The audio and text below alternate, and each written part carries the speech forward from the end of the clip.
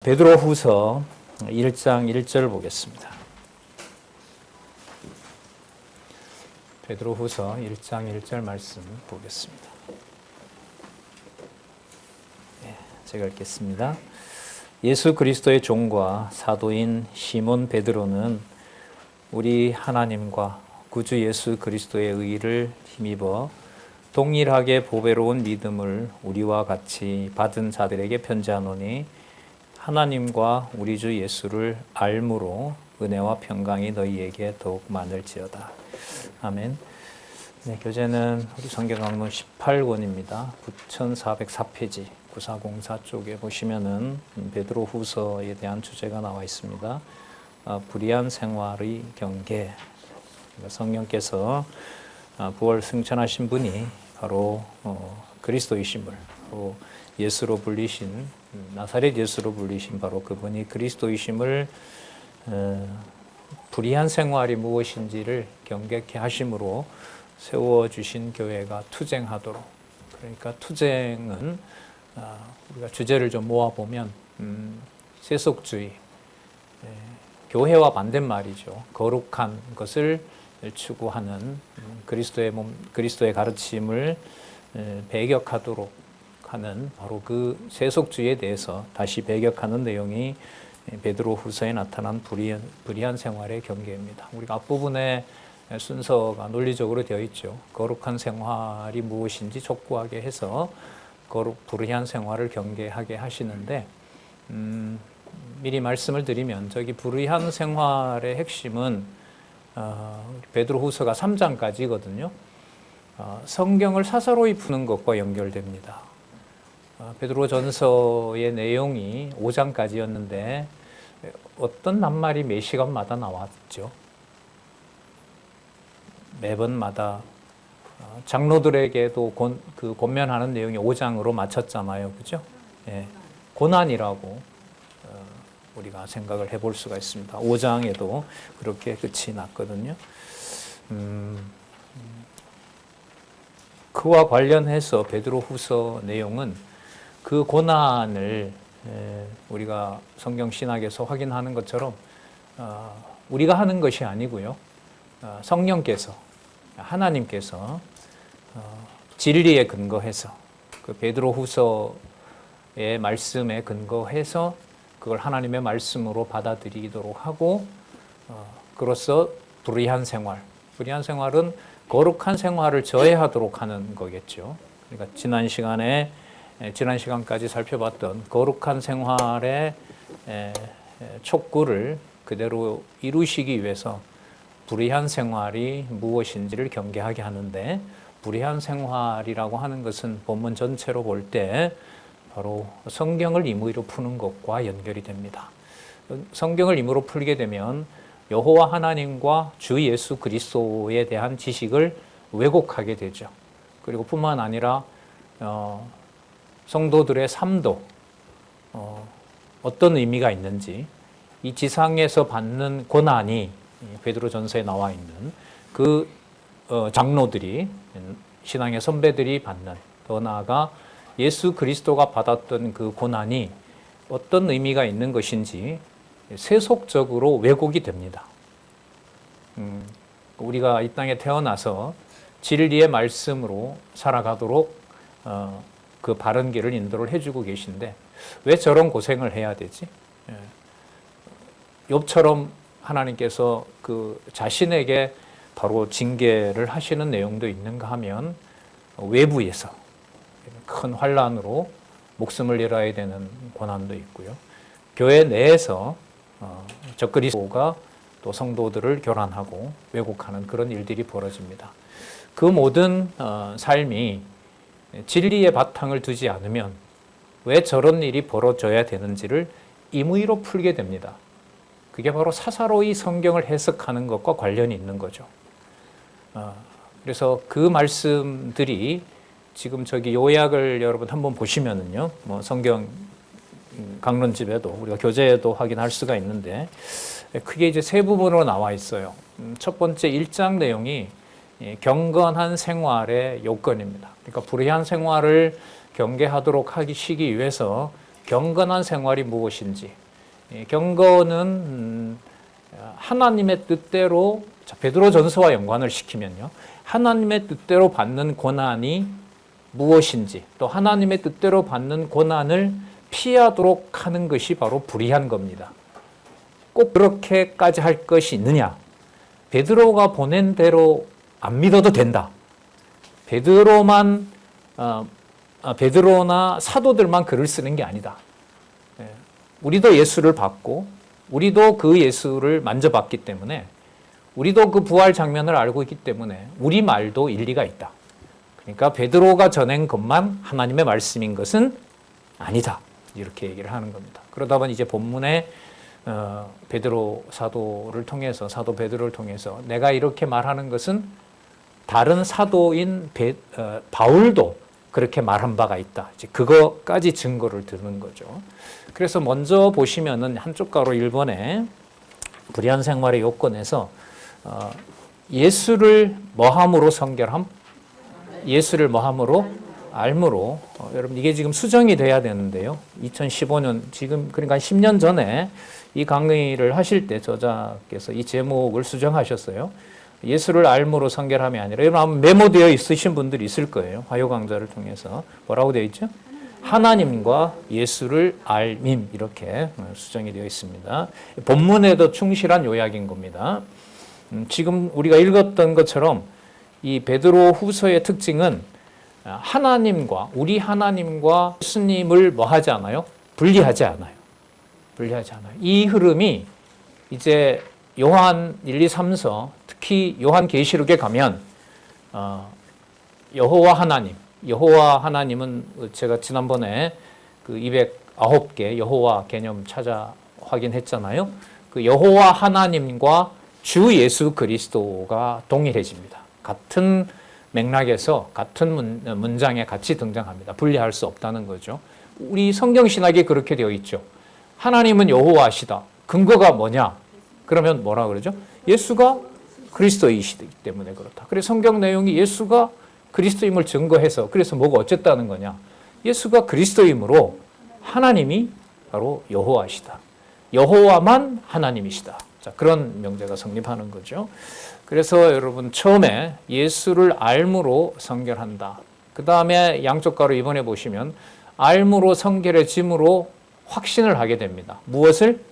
예언의 진리를. 자, 그러면은 그 다음에 불의의 결과와 실상이라는 것은 무엇과 관련이 되냐 하면 예언의 진리를 왜곡하는 것이 불의의 결과라고 할 수가 있습니다. 그리고 세 번째, 경건한 신앙의 소망이라고 한다면, 경건한 신앙의 소망은 미래에 이루어질 것을 통해서 현재 주어진 고난을 하나님을 경외하도록 하는 삶이 바로 경건한 신앙의 소망입니다. 끝에 보시면 약속된 무엇을 기다린다? 강림을 기다린다. 그리스도의 재림은 심판의 성격을 가지고 있다고 했죠. 그래서 하나님의 말씀이 우리 히브리서 4장 12절에 확인하신 대로 살았고 운동력이 있어 좌우의 어떤 날성검보다 예리하여 마음의 뜻과 생각도 감찰하고 하나님 앞에서 모든 것을 벌거벗겨서 앞에 심판하려 하심이라.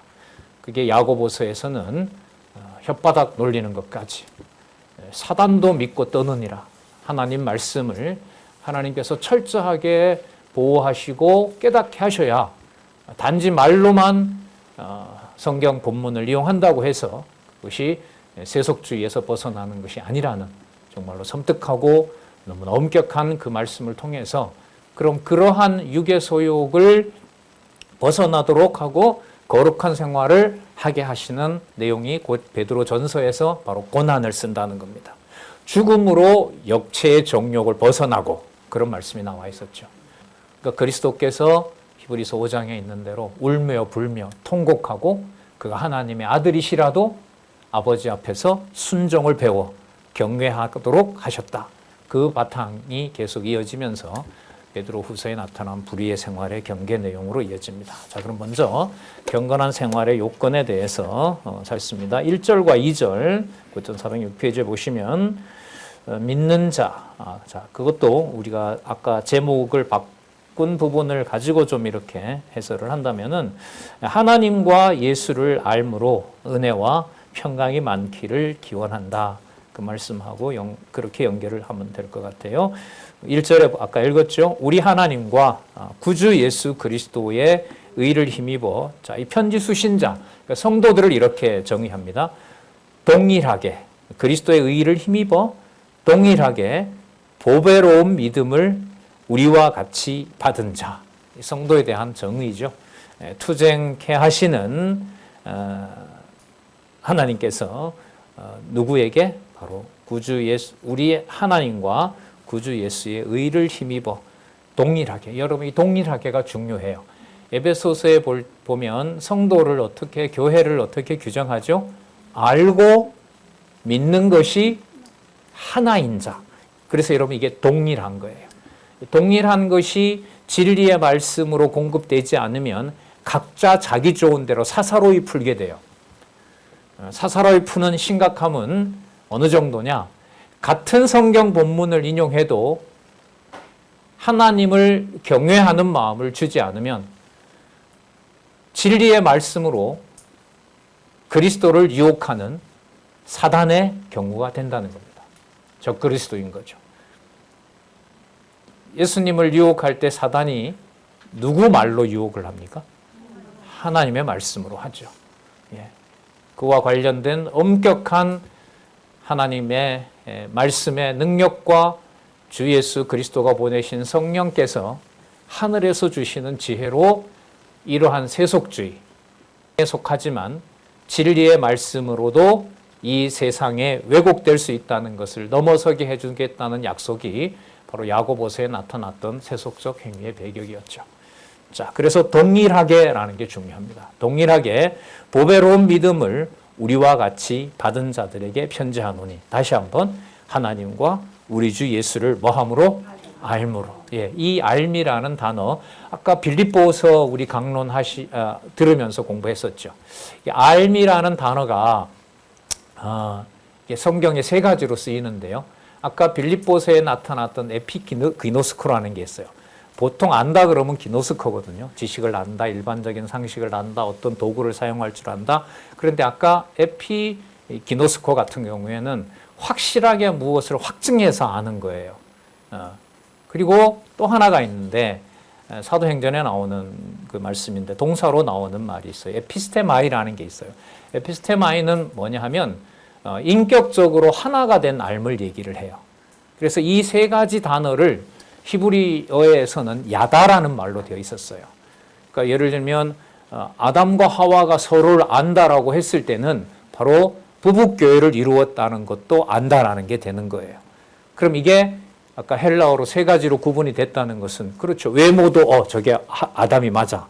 그 암도 들어가는 거고요. 저 아담은 나를 통치하고 하나님의 통치권을 받아서 에덴 동산을 주관하도록 여호와께서 약속해 준 바로 통치자야라고 아는 게 어떻게 보면 에피기노스코라고 할 수 있어요. 그리고 그를 통하여 이 모든 것들이 창조주 여호와 하나님의 뜻대로 우리에게 임하고 있는 바로 능력의 말씀이다. 이 정도 된다면은 그때는 아까 말씀드린 대로 에피스테마 이런 낱말들이 있어요. 어쨌든 그 모든 낱말들이 성경을 통해서 하나님의 자녀들에게 계시의 말씀으로 기록될 때 그 모든 언어들의 의미는 저는 완성이 됐다고 봐요.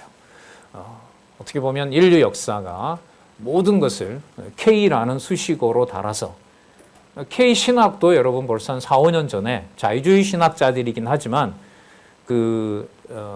한국의 신학이 주류를 이루어 갈 것이다. 여기에서 돌파구를 찾아야 된다라고 저도 책을 가지고 있는데 진보주의 신학자들이 벌써 한 6년 전에 얘기를 꺼냈습니다. 그 이후로 뭐 지금 보시는 것처럼 본물처럼 터지는데요. 지금 세계의 많은 학자들이나 많은 지성인들은 이 내란을 이겨낸 이후에 대한민국에서 어떤 헌법을 만들 것이냐에 대해서 굉장히 관심이 많습니다. 그러니까 인류 역사에서 서구민주주의에서 하지 못했던 법을 도대체 이 나라가, 이 대한민국이란 나라가 그 어떤 현장에서 민주공화국이라는 그것을 어떻게 법에 명심할 것이냐. 법 이러면은 우리는 절대적인 법이 있잖아요. 우리 지금 신화 시간에 우리 기독교 가치론 배우잖아요. 그리고 우리 12신조가 있죠, 사실. 12신조가 우리 교동협회, 우리 원로 목사님께서 거기다 명시해 놓고 있는 건데, 영원 유일 절대법은 뭐밖에 없다? 성경밖에 없다. 저는 이것과 무관하지 않다고 보는 거죠. 놀라운 일반 은총적인 사건도 기대가 됩니다. 자, 어쨌든 2절에요. 하나님과 우리 주 예수를 뭐함으로? 알므로. 예, 알므로. 자, 그거 보시면은 헬라어 동사 뭐가 나왔죠? 9407에 보시면 마지막 단락에 뭐라 나오죠? 에피그노시스라고 나오죠. 이게 아까 빌립보서 1장 9절에 나왔던 말씀이에요. 볼게요. 어떤 지식을 말해요? 명확한 지식, 인식 또는 완전 식별. 자, 완전 식별이 되어야 사사로이 풀지 않아요. 그렇죠? 사사로이 푼다라는 말이 이제 곧 이어 나오거든요. 그러면 에피그노스코라는 말은 처음과 끝을 모두 다 알 수 있게 해야 가능한 거죠. 그러니까 베드로가 보낸 것만 알고 성경을 하나님의 말씀을 알았다고 할 수가 없는 거죠. 나는 베드로는 좋아. 그러니까 베드로가 보낸 건 내가 읽는데 사도 바울 저는 출신이 바리새인이고 저기는 뭐 무슨 얘기 하는지 잘 모르겠고 저기는 뭐 우리랑 같이 예수님 같이 본 사람도 아니니까 우리는 사도 바울은 우리가 좀 그래. 그러면 안 되는 거예요. 그러한 것을 모두 모아서 이제 이른바 27권 신약 성경의 정경이 완성되는 일을 통해서 또 베드로 후서에 보면 요한계시록까지 경이 완성되는 예고도 사실 예언도 해주고 있어요. 그건 좀 이따 말씀을 드리도록 하겠습니다. 자, 그 다음에 우리 3절에서부터 7절까지 보면은 자, 누구를 알므로? 또 알미 나오죠? 예수를 알므로 생명과 경건에 속한 누구의 성품? 신의 성품에 참여함입니다. 참여함이 여러분 코이노니아예요. 함께 참여한다. 시나 코이노니아라고 얘기를 하죠.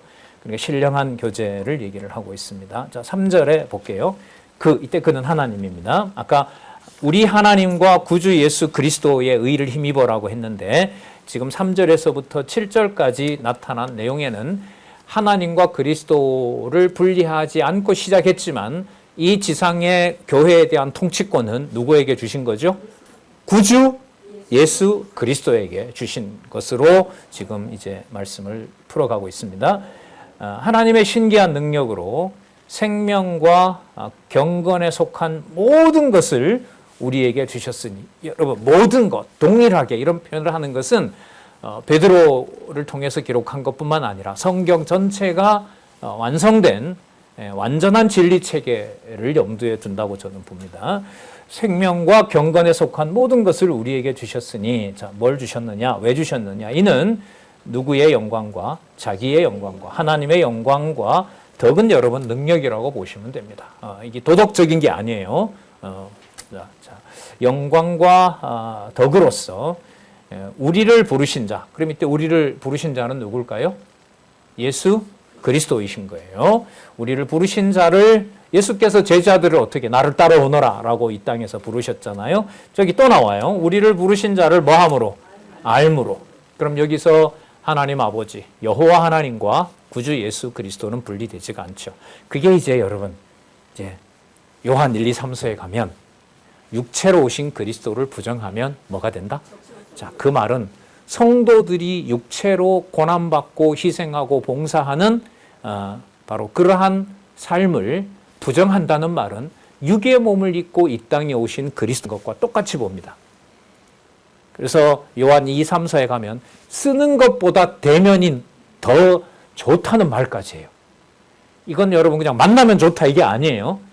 그건 바로 이 땅에 영원하신 하나님이신 바로 그리스도가 무엇을 입고 말씀이 뭐가 돼요? 육신을 입고 이 땅에 오셨던 놀라운 비밀을 얘기를 합니다. 그러니까 우리가 창세기 1장 26절에 우리가 우리의 형상을 따라 뭘 짓고? 사람을 짓고. 사람이 아담이잖아요. 그 마지막 아담이 바로 그리스도이신 거죠. 그러니까 그리스도가 왜 육신을 입으셔야만 되는지를 창세기 1장 26절에 우리가 영원하신 영존하시는 여호와께서 우리의 형상을 따라 사람을 만들고, 그러니까 사람이 아담이잖아요. 그 마지막 아담으로 그리스도가 이 땅에 오셨는데 그 비밀이 형제들이 진리 안에서 교제하는 것만큼 기쁜 게 없다. 그게 이제 요한 2서 1서인가요? 1서에 가면 나올 거예요. 그래서 성도들의 육체적 관계가 지금 세속주의에 대한 배격이니까요. 세속주의가 배격이 된다는 말은 육을 가진 성도들의 거룩한 속성. 아까 누구의 성품에 참여하게 하렴이라? 신의 성품에. 이 보통 얘기가 아닌 거죠. 그러면서 그런 면에서 이 가정에서부터 육의 몸이 시작되는 이 기원, 신의 성품에 참여하는 이 놀라운 비밀에 대해서 우리가 좀 더 깊이 깨닫게 하시려는 하나님의 섭리라고 생각을 해요. 육의 가정을 그리스도 입에서 해체시키잖아요. 부모와 자식이, 며느리와 시어머니, 아비와 아들이 서로 분쟁케 하고 불화를 일으키게 되고 유대인의 가족을 깬 결과는 유대 동족이 그리스도를 뭐 하도록? 버리고 죽이는 일로. 그 모든 과정이 진리 안에서 하늘에 속한 거룩함으로 서로 참여하는, 서로 교제하게 하는 그 비밀이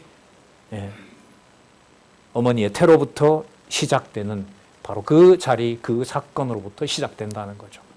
그래서 육의 몸으로 서로 교제하는 것에 대해서 저는 좀 궁금했어요. 그냥 고난받는 얘기는 에베소서, 빌립보서, 골로새서도 여러분 옥중서신이잖아요. 근데 그게 비교적 앞부분에 나와요. 로마서 다음에 갈라디아서로 나오잖아요. 그런데 이 고난 얘기가 계속 되는데 그저 고난 받는 것은 알겠어요. 그리스도가 그렇게 했으니까. 근데 이 의미가 어떻게 이렇게 되는 거냐라고 이제 고민을 좀 했었고요. 성경 신학에서 이 구조를 잡죠. 교회 설립, 양육, 무장, 투쟁. 그 맥락을 딱 볼 때 고난의 의미에 대한 계시적인 의미가 점점 더 어디로 향하고 있다? 하늘로 향하고 있다. 그 말 자체가 어디를 벗어나서 거룩한 생활로 가능하게 한다? 세속주의로부터 벗어나서. 세속적인 몸이 분명하지만은 바로 거기에 누구도 범접할 수 없는 거룩한 것. 거룩한 것이 뭡니까? 교회, 에클레시아 아니겠어요? 그 부분을 지금 이렇게 우리가 확인해 가고 있습니다. 그래서 순서대로 성경을 앞부분과 연관해서 베드로 얘기대로 바울 사도를 통해서 사도 바울을 통해서 이미 얘기했던 것처럼 그게 근거가 되는 거죠. 그래서 나도 이렇게 되는 거예요. 사사로이 푼다는 말은 좀 더 구체적으로 말하면 아까 우리 장로님 얘기했던 대로 알면 다 알고 모르면 다 모르는 바로 그 원리와 직결된다고 할 수가 있습니다. 사사로이 푸는 게. 그러니까 어느 한 부분을 확대하지 않고 한 구절을 공평하게 하고 싶은 말이 많아도 절제를 하면서 한두 줄로 요약을 하면서 9882페이지로 여호와 계시에 초점을 맞춘 책이 여러분 성경 강론이라고 보시면 돼요. 자, 볼게요. 영광과 덕으로서 우리를 부르신 자를 알므로 말미암음이라. 이로써 그 보배롭고 지극히 큰 약속을 아까 보배 나왔었고요. 이 보배 얘기는 예수님이 하셨던 거죠. 예수님 자기 자신을 알게 되는 것을 어떤 비유를 쓰셨죠? 밭에 보화를 감추어둔 농부의 비유로 말씀하신 적이 있죠. 다 성경의 근거가 있다고 봐요. 지극히 큰 약속을 우리에게 주사 이 약속으로 말미암아 너희로 정욕을 인하여 세상에서 썩어질 것을 피하는 게 세속주의입니다. 정욕을 위하여, 자기 욕심을 위하여. 여러분 이건 이제 바깥에 어떤 교회 바깥이 아니에요. 지금 교회 내에 누가 있는 거예요? 세속주의가 있는 거죠. 그 우리 경우로 보면 되죠. 훌륭한 말씀을 비교할 수 없는 이 말씀을 가지고 내 좋을 대로, 내 정욕대로 사용하게 되면 그게 여러분 세속주의입니다. 그래서 유대주의와 세속주의와 적그리스도는 분리될 수가 있는 게 아니죠. 왜 성경이 다 연결되어 있는 것처럼 바로 진리의 말씀을 내 의로 유대주의자인 거죠. 내 욕심대로 변명하는 거죠. 바로 세속주의죠. 그리고 성도 관계에서도 이해관계를 생각하면서 교회를 도구로 삼아요. 그게 바로 적그리스도인 거죠. 그래서 유대주의와 세속주의와 적그리스도는 같은 개념이고 범죄로 보면 점점 심각해지는 거죠. 뭐가 되는 거니까요? 심판받아야 될 적그리스도가 되는 거니까. 가정교회를 반드시 포함할까요? 거기는 예외일까요? 예. 가정교회의 적그리스도적인 요소가 그래도 적지요. 아무래도 가정이니까. 다 서로 이해하고 우애가 넘치고 그러지 않겠어요? 거기는 뭐 세속주의가 별로 틈타지 않지 않나. 바람입니다. 그런데 여러분들 다 겪으시겠지만 한마디 한마디 던질 때 비수와 칼날을 만드는 재주를 저는 제가 입에서 보거든요. 네, 보겠습니다. 이로써 그 보배롭고 지극히 큰 약속을 우리에게 주사 이 약속으로 말미암아 너희로 정욕을 인하여 세상에서 썩어질 것을 피하여 여기 나오네요. 어디에 참여하는 자. 예, 참 너무 좋죠. 이게 바로 거룩한 생활입니다. 신의 성품. 우리 답이 명확하죠? 하나님의 성품. 한마디로 말하면 거룩한 거예요. 지금 저기 나오는 대로 거룩한 것이죠.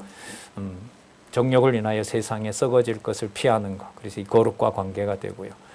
그 다음에 신의 성품은 예수 그리스도가 육의 몸을 가지고 이 땅에서 드러내신 것. 하나님의 성과 신실성과 주권성과 영원성과 자비성으로 말하는 모든 신의 성품들이라고 할 수가 있겠죠. 속성들. 거기에 참여하는 자가 되게 하려 하셨다. 자, 그러므로예요. 자, 약속한 말씀이라는 거죠.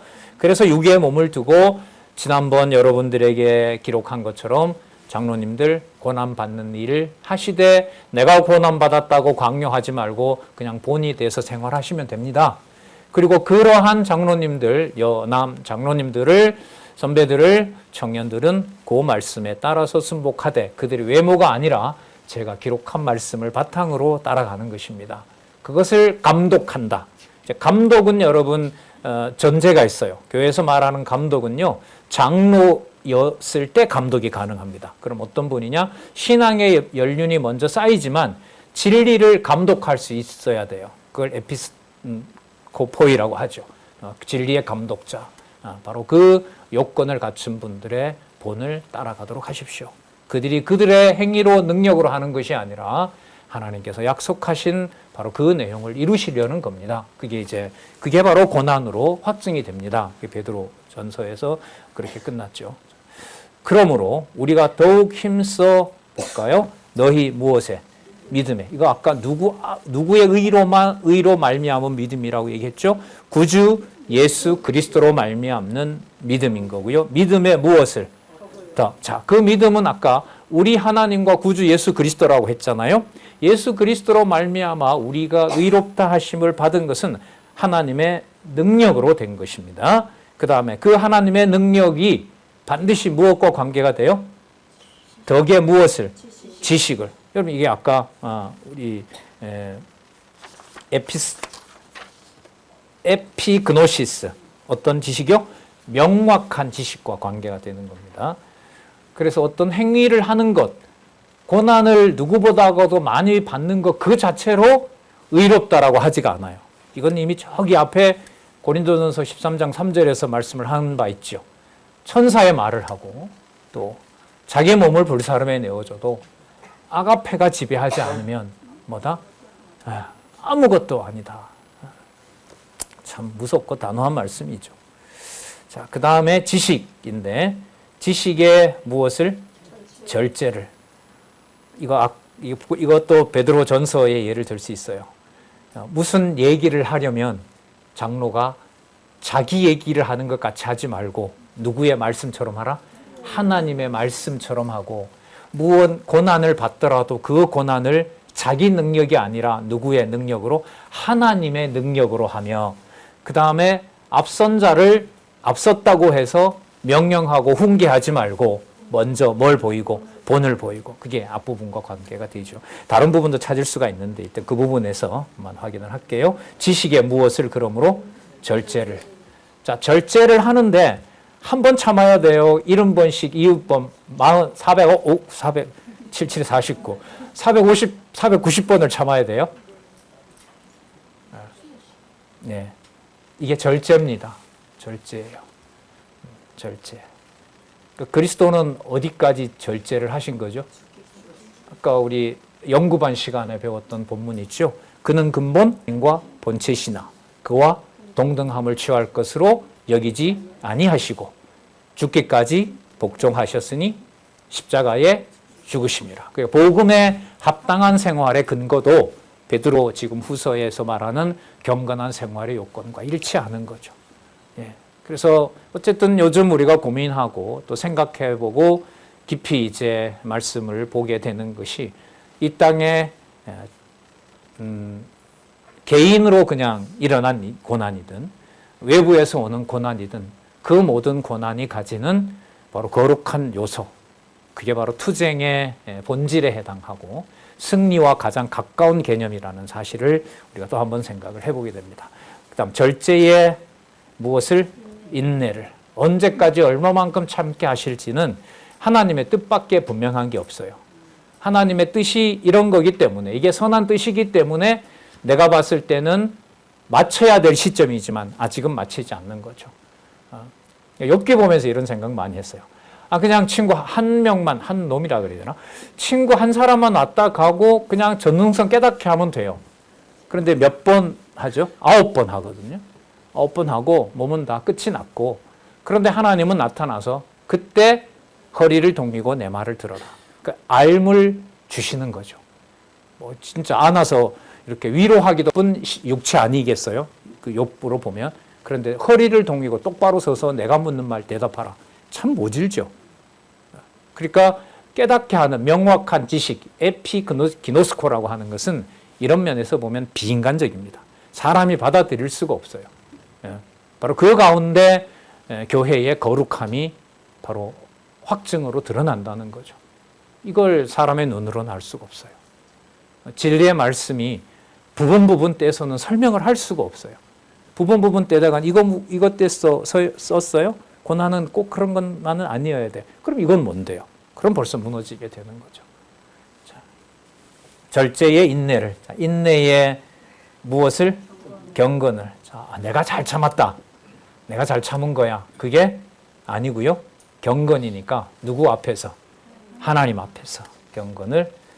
자, 내 혼자도 견디기 힘든데 그 경건은 그리스도가 우리를 위하여, 그리스도의 몸된 교회의 지체들을 위하여, 시공간을 초월한 모든 지체들을 위하여 화목제를 드린 거기 때문에 성도 간의 교제는 필연적입니다. 그래서 경건에 뭐가 따르게 돼요? 형제 우애를. 하나님을 경외한다고 해놓고 형제를 사랑하지 않는 것은 사단도 믿고 떠는 경우가 된다. 그게 야고보서의 지적이었죠. 자, 경건의 형제 우애를. 자, 이게 되네요. 형제 우애가 우리끼리 좋은 게 아니에요. 그죠? 우리끼리 좋은 게 아니고 형제 우애에 무엇을 공급하라? 사랑을. 여러분, 이게 바로 하나님의 아가페입니다. 오직 하나님께서 주실 수 있고 오직 진리를 통해서만 확증이 되고, 거기에 지금 이러한 단계로 믿음, 덕, 지식, 절제, 인내, 경건, 형제 우애, 그다음에 사랑, 이 모든 내용들이 복합되어 있는 겁니다. 그러니까 이런 거겠죠. 참, 내 같으면 참을 수가 없는데, 나 같으면, 권사님 저런 말을 참고 가만히 있네? 그건 우리 현상적인 평가죠.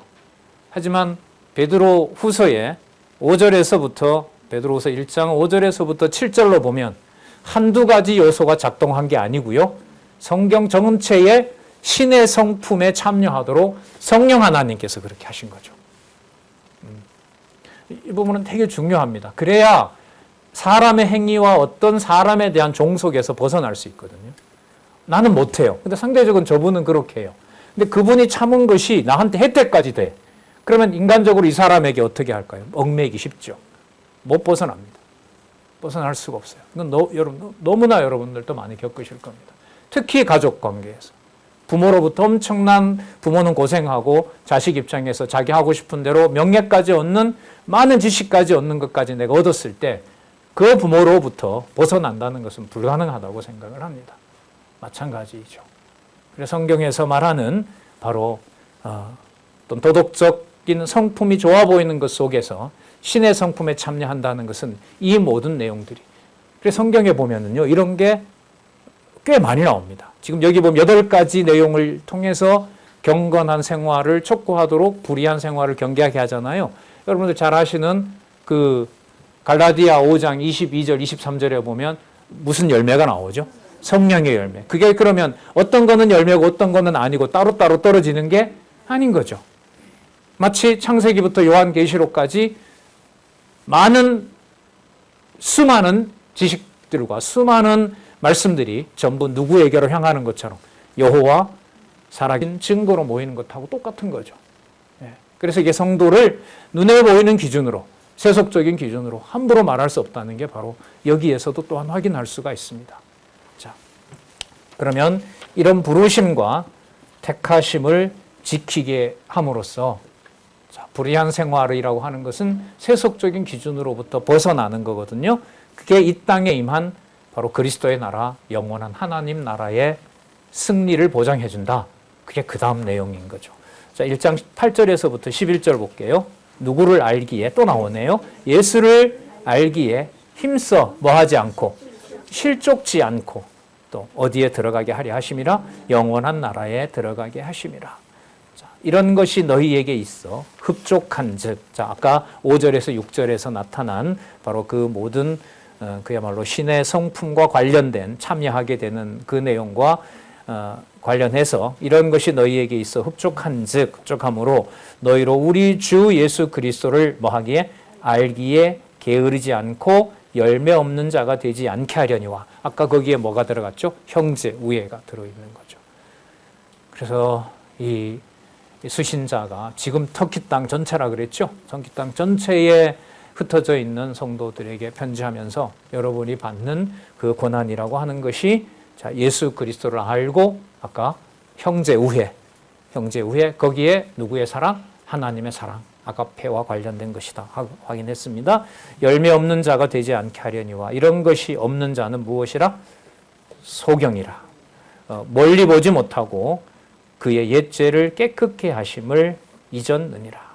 바로 그리스도가 이 모든 것을 주관해 가시고 그 그리스도를 지금 소개하는 제가 보낸 이 글을 따르지 않는 저자들이 바로 불의한 생활을 하는 자들입니다. 상대적으로 그 삶이 사도 베드로를 통해서 기록한 말씀을 듣는 자들보다 삶이 더 엉망이면 교회의 성도들이 서울 일이 없어요. 그렇잖아요? 그런데 베드로가 보낸 말씀은 무시하고 행위는, 봉사는, 수고는 누구보다? 진리의 말씀을 듣는 자들보다 더 큰 거예요. 여기에 속는 거죠. 여기에 속는 거예요. 이게 불경건한 생활에 있어서 이게 나중에 요한 이서에 가면 뭐로 드러난다고요? 적그리스도로 드러나는 거예요. 그래서 진리와 함께 기뻐하게 하시는 것은 전적으로 하나님의 능력이에요. 사단도 알고 믿고 떠드니라는 것을 생각해 보면 더더욱 그런 역사로 보면은요, 동일한 말씀을 하나님의 주권과 하나님의 예정과 그 현재의 성경 신학의 주제인 여호와 계시로 40년 이상 여러분들과 저에게 일관되게 창세기가 나오면 아까 장로님 그렸던 영원, 심판, 그리스도 한눈에 보이는 것으로 40여 년 이상 우리들에게 들여왔다는 것은 어디와도 비교될 수 없는 법입니다. 엄청난 하늘에 속한 보배라고 할 수가 있죠. 헌법은 바뀌어도 절대로 하나님의 말씀, 절대진리 하나님의 말씀은 바뀔 수가 없다는 사실을 성경신학을 통해서 우리가 확증을 받고 있지 않습니까? 놀랍습니다. 그럼 볼게요. 10절에 그러므로 형제들아 더욱 힘써 뭐라 그럴까요? 너의 부르심과 택하심을 굳게 하라. 자, 부르심과 택하심은 무슨 낱말하고 직결되냐 하면 거룩한 것과 관련이 돼요. 세속에서 어떤 그 고난과 어떤 수치를 당하더라도 지금 여기 보시면 우리를 부르시고 택하신 사건은 언제 일어난 거죠? 창세전에 일어난 일이죠. 보배로운 믿음인 거죠. 신의 성품에 참여한 거예요. 언제? 창세전에.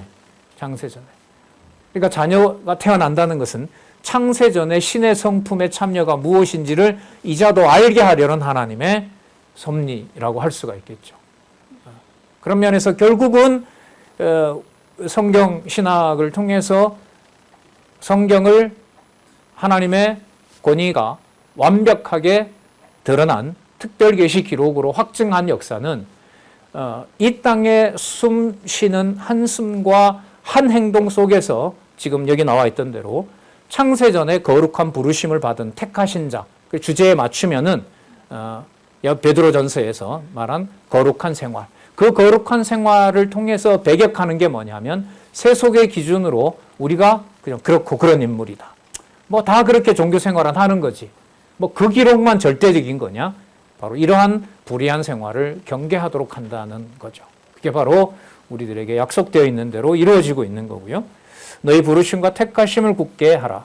너희가 이것을 행한즉 언제든지 실족치 아니하리라. 이같이 하면, 이 조건 가르라고 하는 건데, 이렇게 확실한 것이 또한 이런 말입니다. 이어지는 거예요. 이렇게 확실한 것이 또한 실족치 아니하게 되고, 또 이렇게 확실한 것이, 그 다음에 볼게요. 같이 한번 읽어볼까요? 11절 이같이 하면 다음부터 시작. 우리 주 곧 구주 예수 그리스도의 영원한 나라에 들어감을 넉넉히 너희에게 주시느니라. 뭘 당한다 하더라도, 고난을 당한다 하더라도, 고난을 당한다 하더라도 그 고난의 길이가 길어지는 것은 육신의 고통이 길어지는 것이 아니라 영원한 하나님 나라의 소망이 더 확증되는 것이다. 이렇게 바꿔놓고 있는 겁니다. 구주 예수 그리스도의 영원한 나라. 이 개념은 이미 베드로전서 2장 9절과 10절에서 나왔던 개념입니다. 고난과 관련해서 이미 설명한 개념이에요. 이러한 여러분 사실을 다시 생각나게 하려고 바로 제가 이 글을 썼습니다. 이렇게 얘기를 합니다. 그러니까 시작할 때 보면 우리 주 예수 그리스도의 종과 사도인 시몬 베드로, 자기의 풀네임을 써요. 이름도 시몬 베드로라고 밝히고 신분도 예수 그리스도의 종과 사도로 밝히는 이유는 역사적으로 보면은요, 이게 베드로가 쓴 건데 꼭 베드로가 쓴 게 그것만 말씀이야라는 문헌상의 문제가 있는 거죠. 예. 그래서 제가 봤을 때는 자기가 사도인 것도 밝히고 내가 누구인지도 확실하게 밝히는 거예요. 반대로 여러분 그 히브리서 같은 경우에 보면 누가 없어요? 기자가 없죠. 그런 경우 기자를 가려버리는 겁니다. 자, 12절에서부터 15절 예수를 알고, 또 나오네요. 알고 이미 있는 진리에 서서 어느 때인지 어느 때든지 생각함, 이렇게 나오죠. 자, 21절까지 예언의 진리를 뭐 한다? 확신케 하는 겁니다.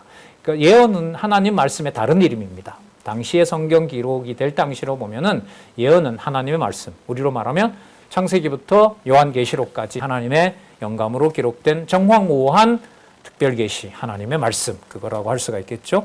이러므로 너희가 이것을 볼까요? 알고 이미 있는 진리에 섰으나, 그러니까 다른 것도 기록이 됐다는 걸 알 수가 있겠죠. 섰으나 내가 항상 너희로 뭐하게? 생각하게 하려 하노라.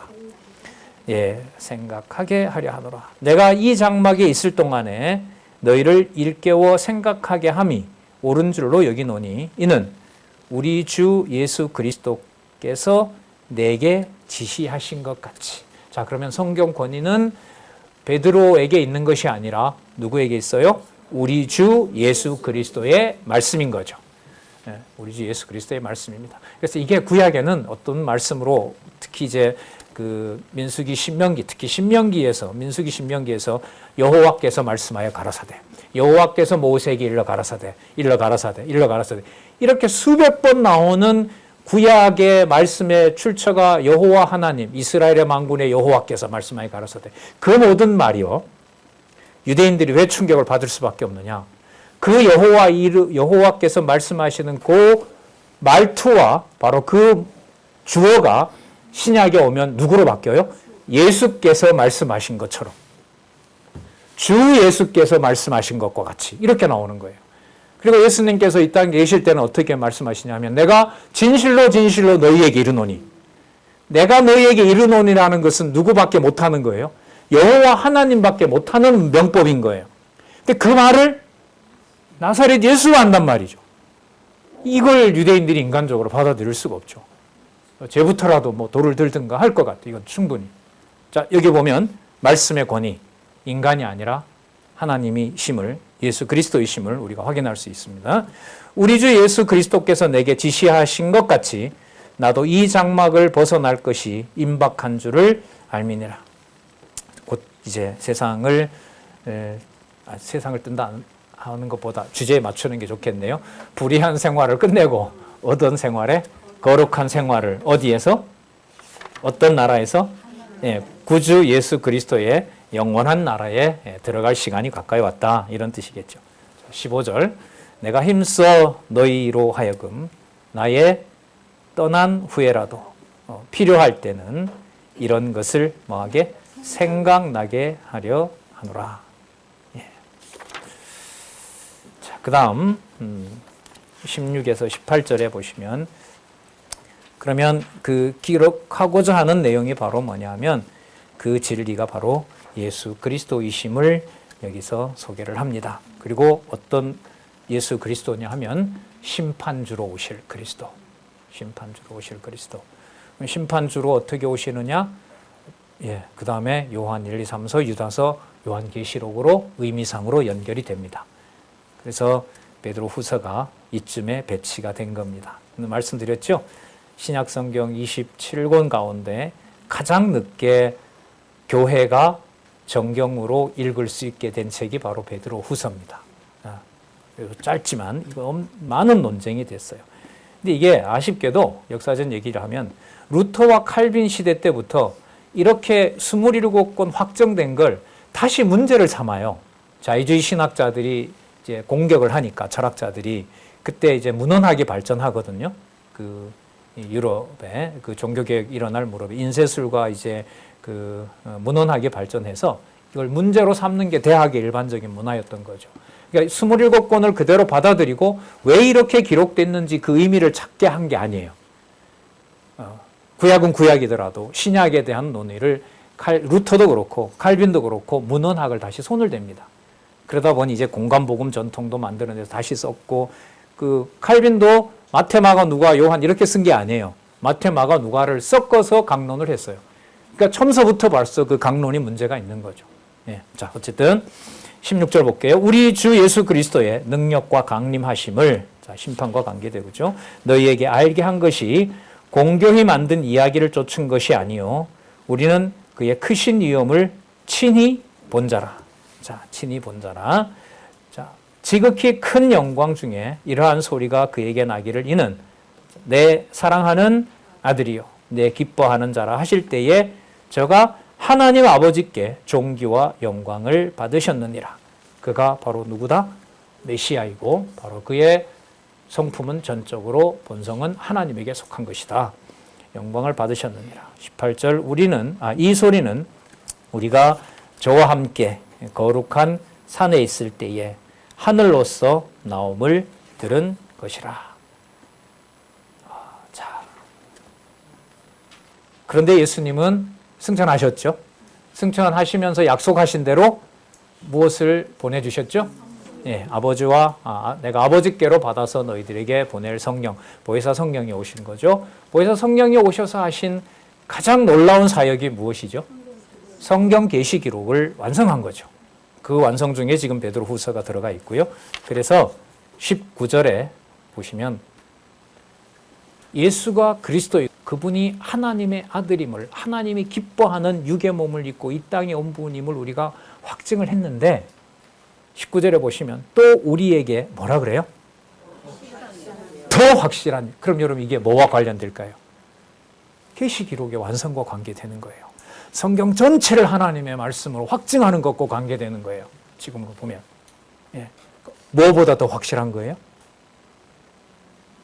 거룩한 산에서 이는 내 사랑하는 아들이요 내가 그를 기뻐하니라는 음성을 들은 것보다 더 확실한 내용, 이 성경 권위와 직결되는 내용이에요. 그러니까 땅에 우리가 볼 수 있는 문자로 기록한 성경을 하나님의 말씀으로, 베드로가 전한 그 얘기를 베드로의 얘기가 아니라 하나님의 말씀으로 받아들이지 않는다는 말은 구주 예수 그리스도의 영원한 나라의 통치의 법을 받아들이지 않는 것과 같은 겁니다. 그러니까 말씀이 살았고 운동력이 있어. 지금 이 맥락으로 보면 살릴 뿐만 아니라 뭐도 한다? 심판하는 능력도 가지고 있는 겁니다. 그러니까 사단은 말씀이 말씀대로 전해지는 걸 가장 경계하겠죠. 성경을 훼손시키는 일이겠죠. 그 일이 우리는 수십 년 동안 확인하고 또 확인해도 여호와 계시임을 확증해주는 보배로운 성경 신학의 이 귀한 진리를 통해서 여호와 계시를 우리가 확증받고 있는 겁니다. 너무나 놀라운 보배로운 복을 받았다는 것을 다시 한번 생각합니다. 수고들 하셨습니다. 기도하겠습니다. 하나님 아버지 감사합니다. 귀한 말씀 더 관절과 골수로 우리의 영의 양식이 되고자 간구합니다.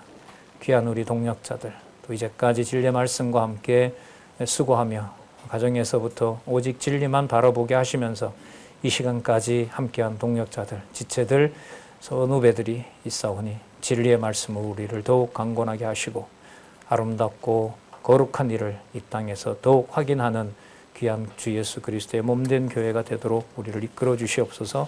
예수님의 이름으로 기도드렸습니다. 아멘.